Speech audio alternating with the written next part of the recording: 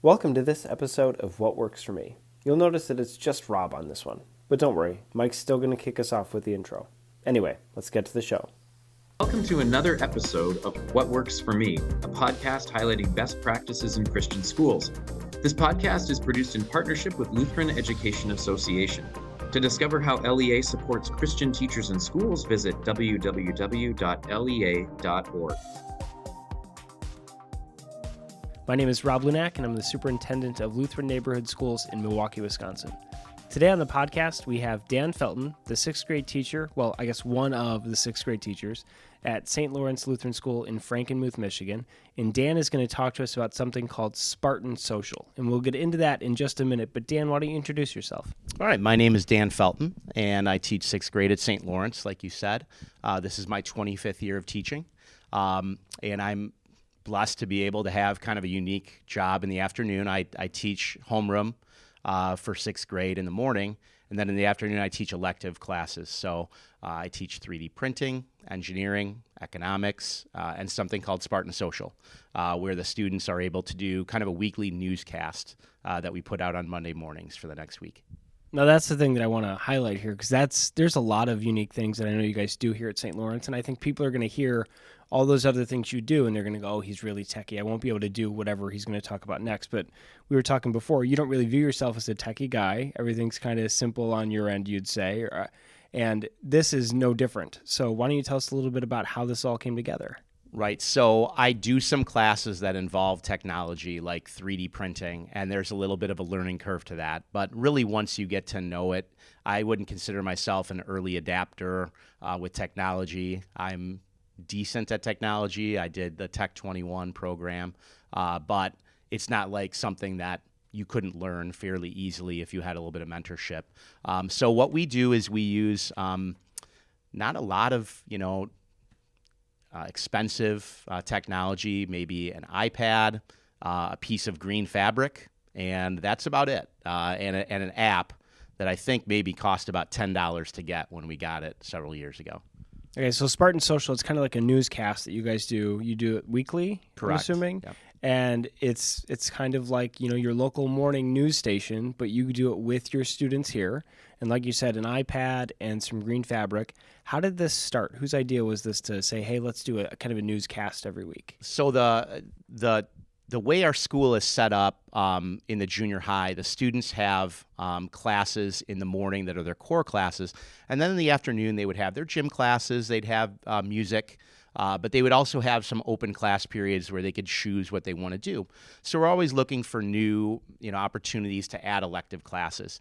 Students, they'd be 2 days a week for 1 quarter. So you might get 15 to 18 class periods in an elective. So an art class could be in there, 2-dimensional, 3-dimensional art. Like I said, we've got our engineering, economics, 3D printing, those types of things. There are science-based ones where the students can do, like a insect investigation where they go in the fall and catch insects and make a little insect collection and whatnot. So this is one about 8 years ago that they decided to do. I was teaching 5th grade at the time. I had nothing to do with it at the start. Our 8th grade teacher, currently Mr. Sheridan Washer, started it. I think he did it for about 3 years. And then when I moved into this position, then I took it over for the last 5. So that's kind of how it started. It's kind of morphed over time, but we have our different segments that we do, like a newscast. I could get into those, but every school would be a little bit different. We start with kind of a greeting. That's always the same each week. We have our opening prayer. Then we get to our news for the week, Spartan Sports, chapel notes, who's doing chapel, those types of things. Then we have some curriculum-based ones, like, for instance, Mrs. Bark's Wide World of Weird Science is one we came up with, where our junior high science teacher always had interesting facts. We thought we'd give a science fact of the week, that type of thing. We do This Week in History, where we find something that happened in history, in the past from maybe History Channel website, and then write a little short summary of what happened for the students to give them a little bit of background. We do faculty birthdays. We do lower grade laughs, which is kind of like a joke segment. Sometimes it gets pretty extensive where they do a little joke battle back and forth. Sometimes it's just one or two jokes. We have a bin where students can, offer to submit jokes, and then we pick the best ones from those and put them on there. And then we have our legacy verse of the week to kind of close, which is just a Bible verse that at our school for memory, we would have 5 verses for each grade level that they would learn, and then they kind of add to it as they go. So by the end of their 8th grade year, theoretically, they know all 40 legacy verses by heart. So we have one each week that we do there, and then we have a little closing that we do that has something to do with our school theme. So that's kind of how an average episode would go. Well, that's so great. And there's a lot of pieces there, but I'm assuming you guys didn't start with all those pieces, right? Those things have kind of evolved and shifted as you went. Is that right? Yeah, so what we do is we kind of I have a template, and over the summer I kind of figure out, all right, what do we want to do for our different segments? Do we want to add different parts?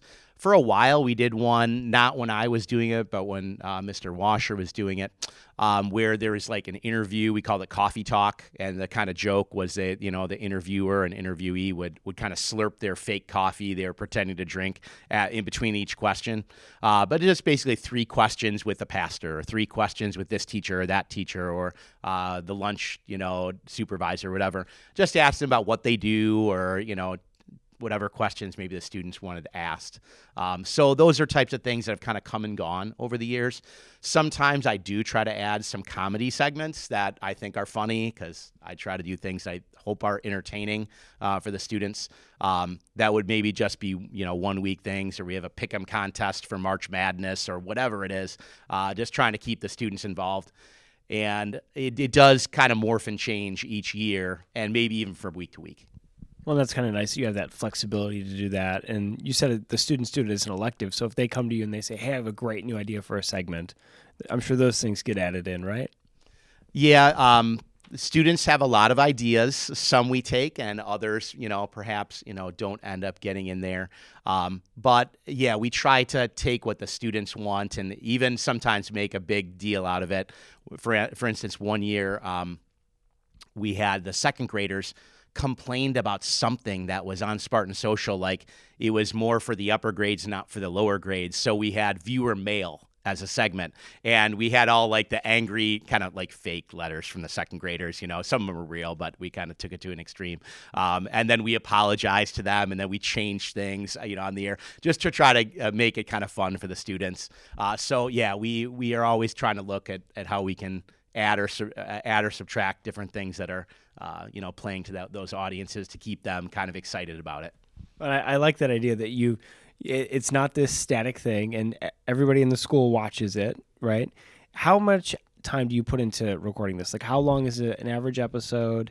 How much time do you spend during the week to get it ready? Yeah, so I would say that, in my position, I'm able to spend a little bit more time than maybe an average teacher would, because I'm given the time to do some of it. But a lot of it is a labor of love. So it is quite a bit amount of time. But every school can kind of do it their own way if they wanted to start something like this. It could be a 1 to 2 minute, little broadcast just doing the announcements each week, or maybe a once a month thing, and then kind of work into, adding it as it goes, because it didn't really start the way that it is now.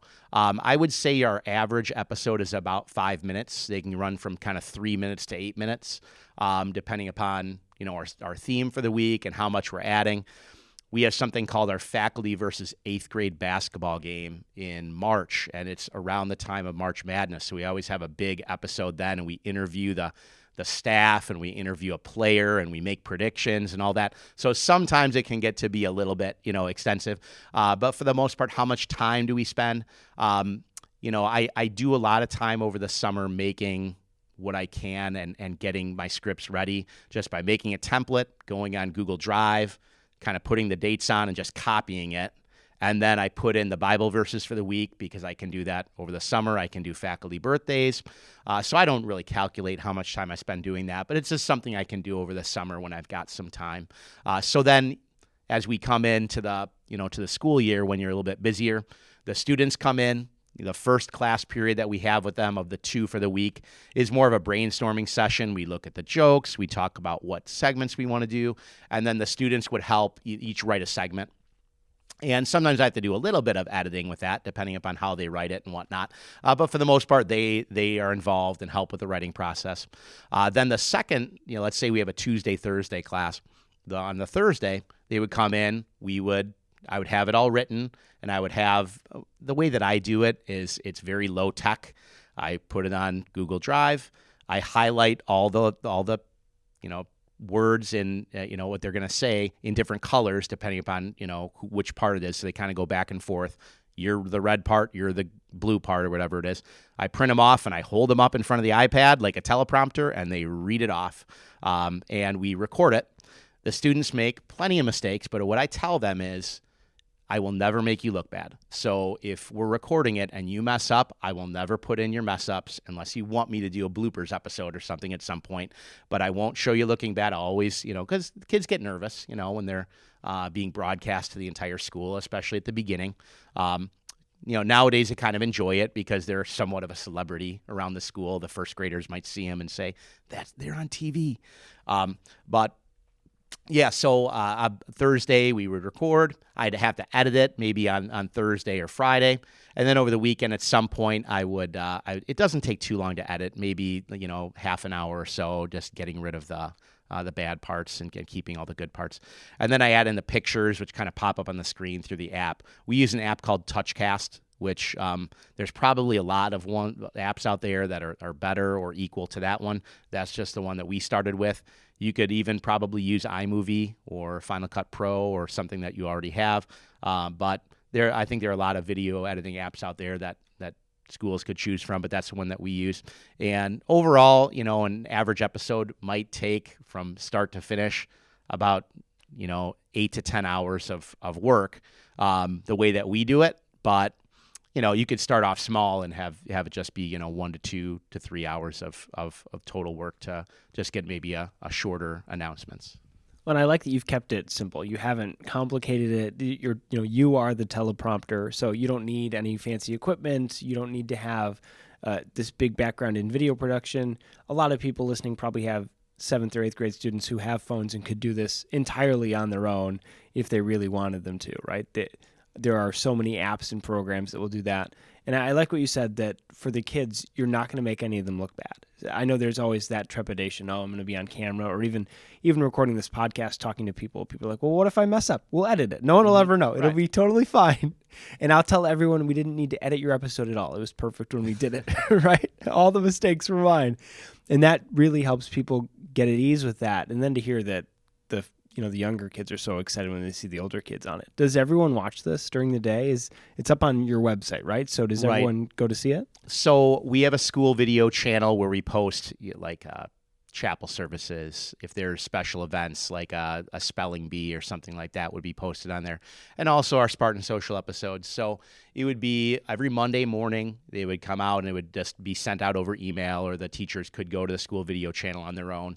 And it's, on average about 5 minutes. It's a good thing to do in the morning on Mondays, or maybe somewhere mid-morning. Some teachers, I forgot to show it on Monday, so they'll just show it on Tuesday. But it is a way, and I think all schools need to do this, but if you're at a school that maybe is a little bit larger, it's even more important, finding a way to kind of connect the school and add to that culture.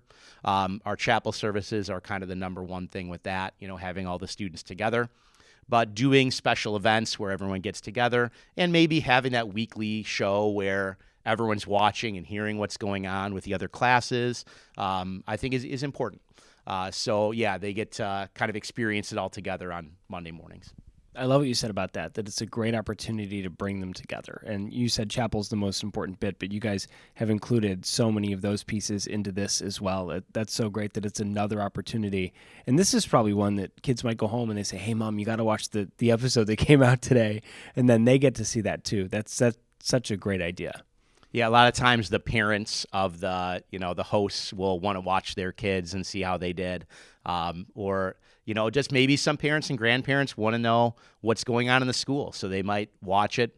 I'm not sure exactly the number of views that we get. We always make jokes like this is St. Lawrence's most watched, and most trusted news program, like that. But we at certain times we probably do get a good number of people from outside of the school also watching, and they see a little bit about what we're about.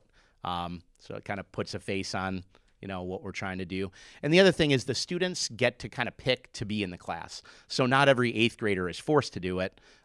We only use 8th graders, but throughout the, each quarter, we rotate in a new set of hosts. There might be 3 to 5 each quarter.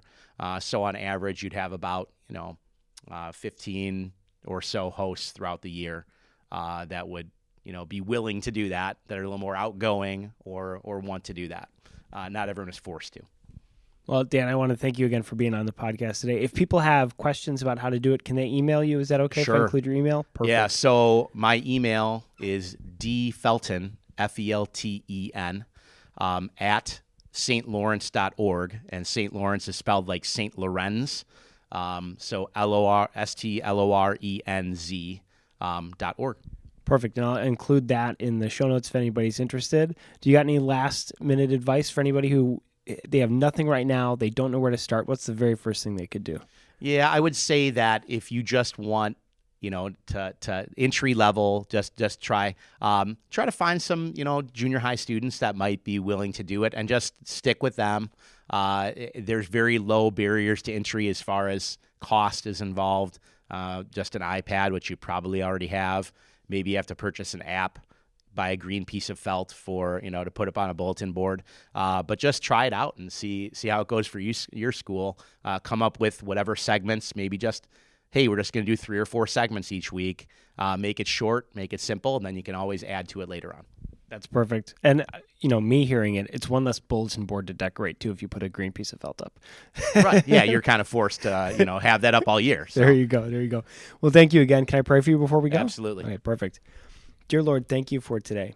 Thank you for Dan and for the work that he's doing, for this vital work that he gets to share your love and your grace with these students. Thank you for his creativity and his passion for this work and for the fun joy that he gets to bring these students every day through Spartan Social. In your son's name we pray. Amen. Amen.